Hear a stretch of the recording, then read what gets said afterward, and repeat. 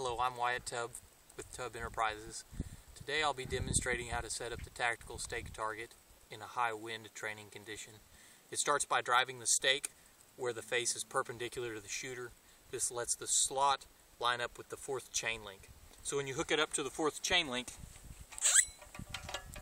the stake helps keep the chain straight, and so this helps the target stay facing the shooter under a high wind training situation.